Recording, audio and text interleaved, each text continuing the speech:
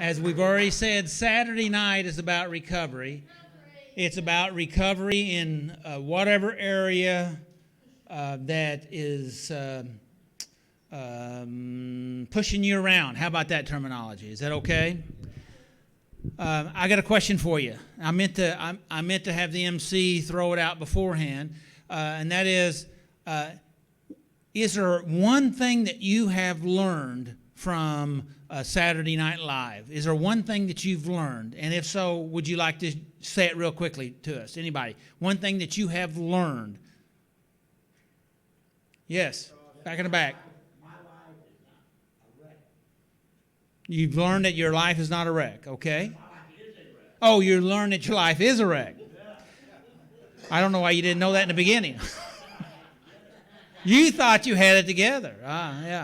Yeah. Well, that's that awareness that Lisa was talking about, right? Because you can't fix what you don't accept, right? All right, somebody else had said something? Yes. Don't have to be perfect. Very good, very good. That God loves you no matter what. Yes. I think you ought to say that again. No matter what. God loves. What about the rest of you? Does God love you too? No matter what? Okay, and that's the truth. That's the truth. Somebody else. Are you talking about learning tonight? Not tonight, just from Saturday night. Well, to piggyback on what Renee said, one of the most powerful things that I learned through, goes back to the mission statement here, is that I am worthy of love. And that somebody other than God can love me. So, matter of fact, people person that way. And you know what? God doesn't have to love you. He chose you. He wants you. He enjoys you. He may not enjoy everything you do, but neither do you. Right? Yeah. All right. Anybody else? Something that you have learned at Saturday Night Live.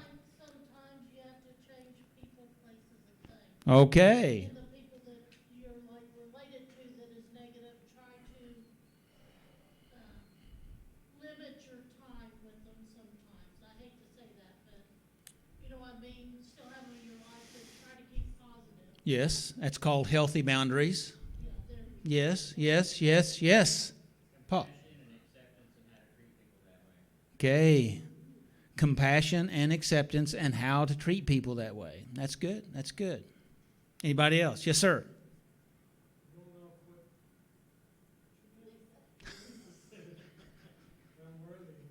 That you're worthy. All right. Awesome. Mike. I missed it.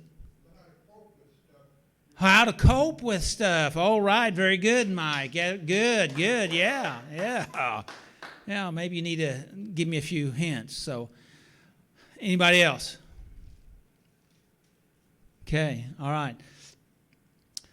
I was looking up some things, and I found an article in the Psychology Today, and it had this statement in it, and it says, "You can change without growing, but you can't grow without changing." Ooh, I like that. Yeah. I like that. Shall I read that again? You can change without growing, but you can't grow without changing. One more time, because it's important. You can change without growing, but you can't grow without changing. So actually, that thought about asking the question came before I found this, but I just realized how they kind of go together. You know, when we learn something and we grow and we make some changes, okay? And so what I want for you and for you out in internet land, I want you to learn and grow and change and become who God wanted you to be, has destined you to be. And I believe that God has not only destined you, but He's has done many things to try to help you to get to those places. Now, we were talking about perfectionism a while ago, and that is a big bag of worms, but it's important, okay, because we have these beliefs about if I could be perfect, then I would be loved and accepted, or at least not rejected, okay? And we get so intense about that, and we have internalized that belief and that feeling and those thoughts, and it drives us unconsciously. It drives us unconsciously. In fact, another thought that I had today was about, the iceberg, where you have the iceberg. You can only see 10% of the iceberg, right? And the fact of it is, in the land of our consciousness, we can see those things that we think that we can try to work on and have control over. I said try to control, right? Now at least we see them, we feel like we can maybe control them, right? Try to control them. But those things that we can't see in our life that are underneath, underneath our consciousness or the water or whatever you want to call it, those are the things that push us around because they control us because we haven't looked at them. And that's what some of those beliefs are about perfectionism. And when we can start pulling them up and say, man, I have this belief about that I have to be perfect. Is that real? Is that true? Is that rational? It's a good one. Is it doable? No! But that's not going to keep me from trying, right?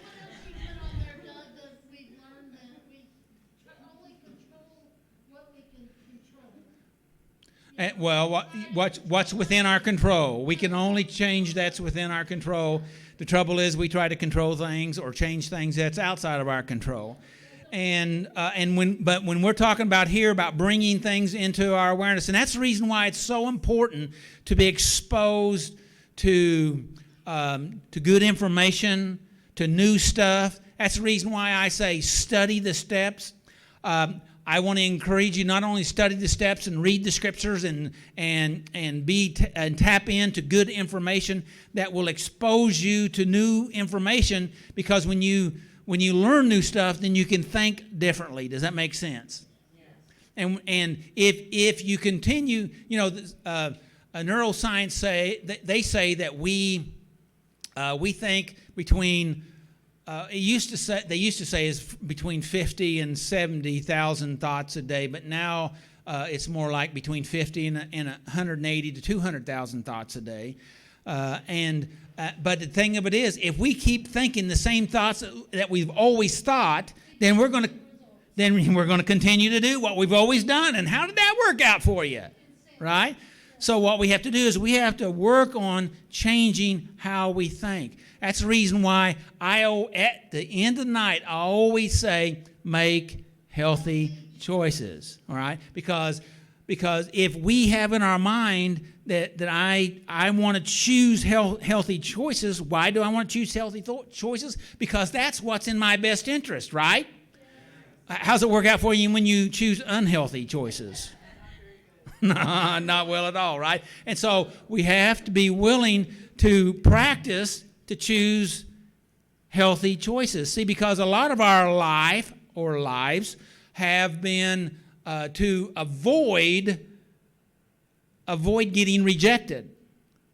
Okay? And one of the ways we avoid getting rejected is by trying to adapt or adopt or lie or deceive or pretend to be something that we're not. You know what I'm talking about? Yes. Just a pause to think. Pause. Pretend to be, I'm going to say that again, pretend to be something that we're not. Like if I can pretend to be what you want me to be, and then you can like me, but then if you really do like me, the only trouble is you're not liking me, you're liking who I'm pretending to be. And then that doesn't really feed me or give me what I was really looking for to start off with. Is that the truth? That is the truth. Thank you. So here we are. You can change without growing, but you can't grow without changing. So the question is, and it's really where you come down on this statement. And we've tossed this statement out here before, and Zach has talked about it. And that is life happening to us or for us? Da, da, da, da, da, da, da, da. Yeah. Is life happening? Because a lot of, shall I be real blunt? Yeah, sure, you're gonna be anyway. Well, but I asked for permission first. Well, it's a warning, right? Here's a warning shot. You're getting a warning shot. The fact of it is that if we walk around with the mindset that life is happening to us, then that means that's a victim mindset. Would you agree with that? Yes. And that I am a victim, and that there's nothing I can do about it, and it's been bad, going to be bad, and I can't change it because that's the way it's always been. That's the victim mindset, right?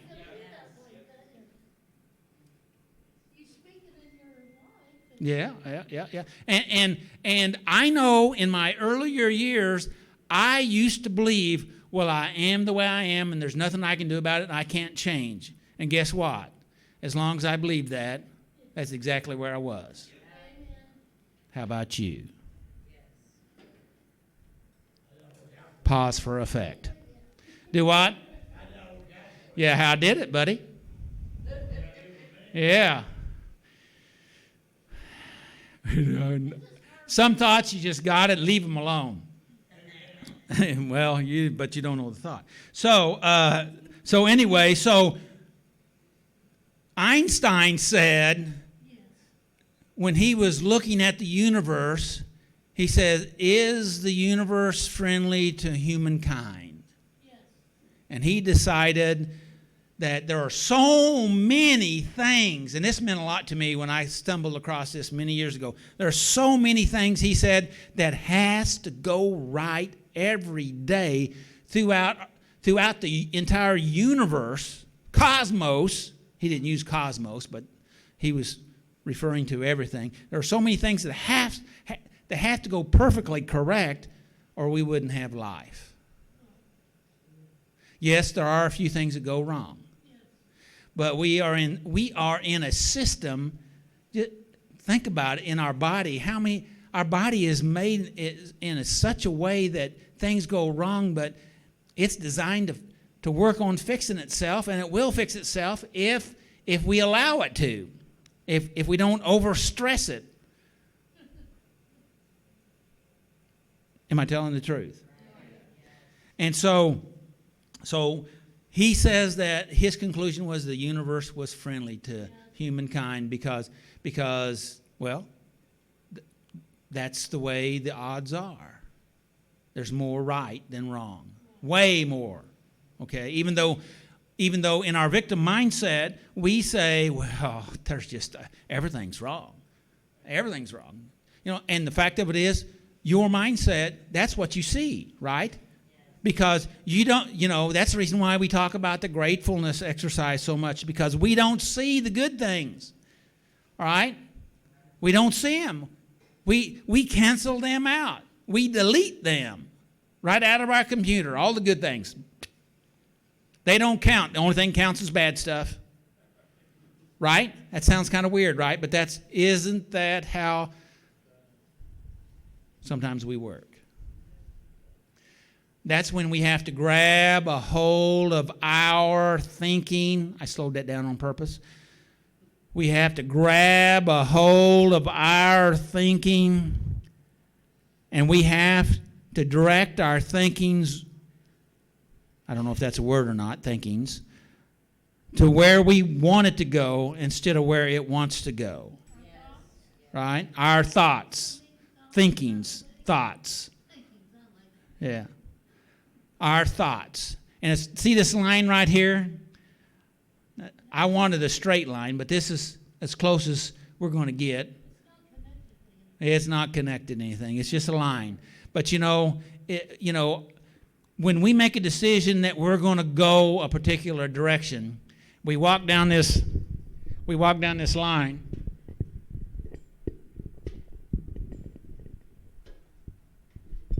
There we go. We walk down this line and we choose to go down this line, and step by step we're on the line, right? We're choosing that. Every choice, you've made a choice to choose to be where you want to be. To be where you want to be. Hello? Yep. To be where you want to be. Yep.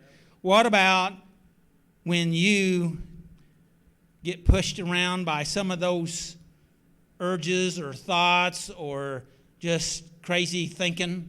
You don't mind if I use that terminology, do you? Could use stinking thinking.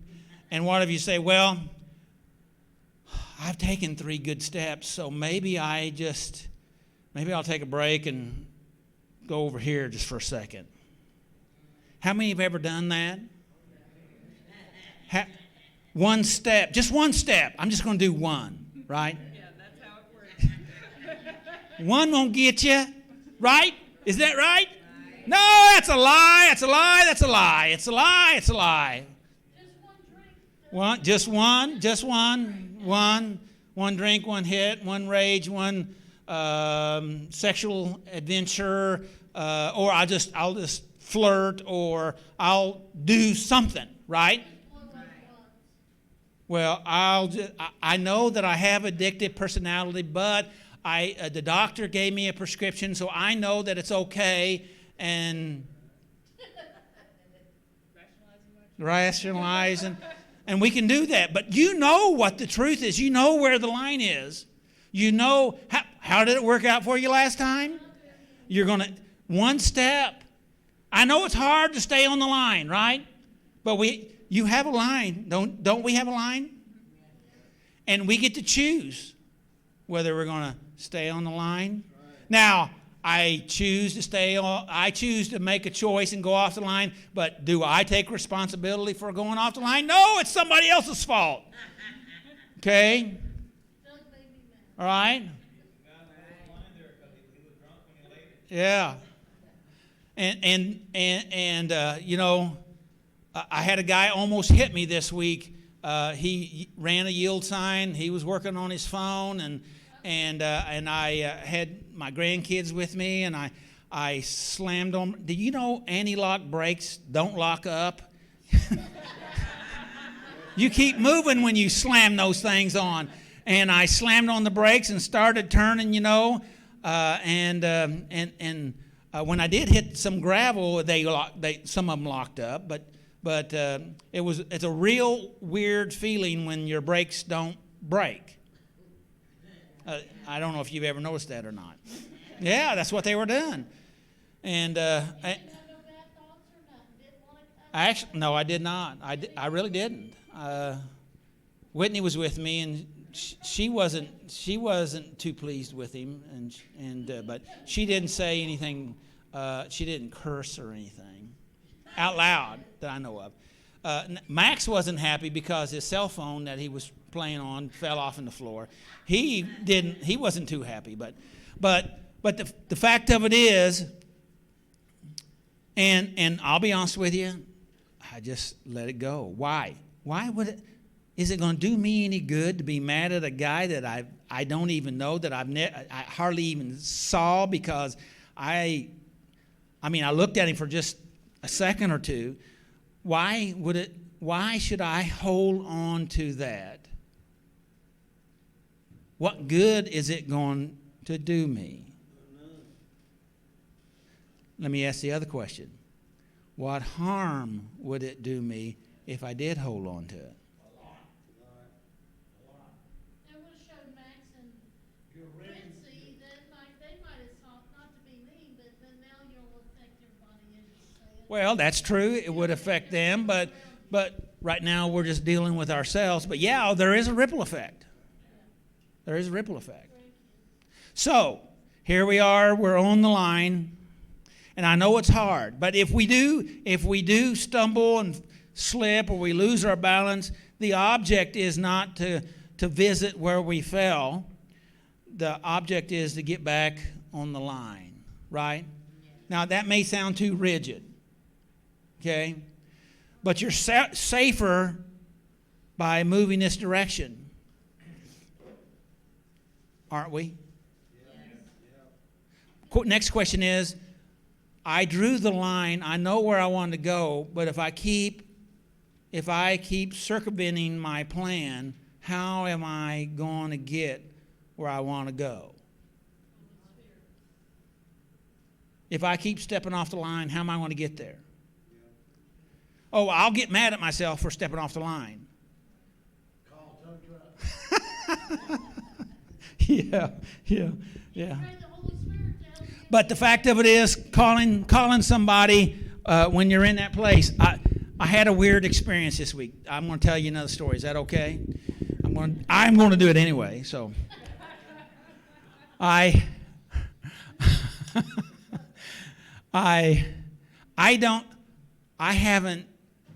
haven't eaten donuts for a long time. We used to do bus ministry here, and I bought hundreds of donuts through every Saturday morning, and I used to like donuts. I could eat donuts, okay, but several years ago, I try to avoid sugar. You know, my intention is to avoid sugar, and donuts are just a double combination, to me anyway. Sugar and flour and so. And anyway, the point of this story is I don't remember the last time I had a donut. I'm not saying that you can't have donuts. I'm just saying that's where I'm at. And I woke up sometime this week, I think it was this week, and I was dreaming about donuts. And it was really weird because they were the good donuts. They were the glazed donuts that were hot. Okay, like, you know, I used to go and get, I know it's terrible. I remember, you know, but it was in the, you know, white bag, and then but each donut, I never bought them this way before, but each donut was in a little white bag, and I was sitting there. And I was just pulling out little bags, and they were regular, big old, fluffy, greasy, greasy, sugary donuts. And, and I thought, that is a weird dream. I wonder why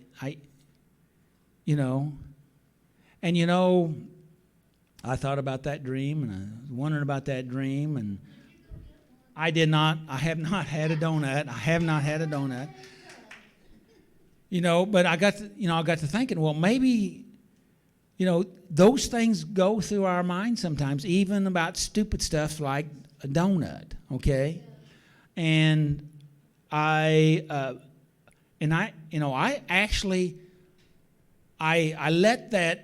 let that run around in my head for a while because I was wondering why it was there. Now, maybe I shouldn't have done this. I'll be honest with you. But I didn't buy a donut. I didn't feel pushed to that. I just wanted to. I guess there was part of me wanted to see how long that would hang around without running it off, And you know what? I noticed that it affected you physiologically. Even by a donut. Like right now, I'm just talking about donuts and describing it, my mouth is watering. How about yours? Yes, yeah. Okay. But just in case you don't know, donuts are poison. Go ahead. Get me out of this. Go ahead.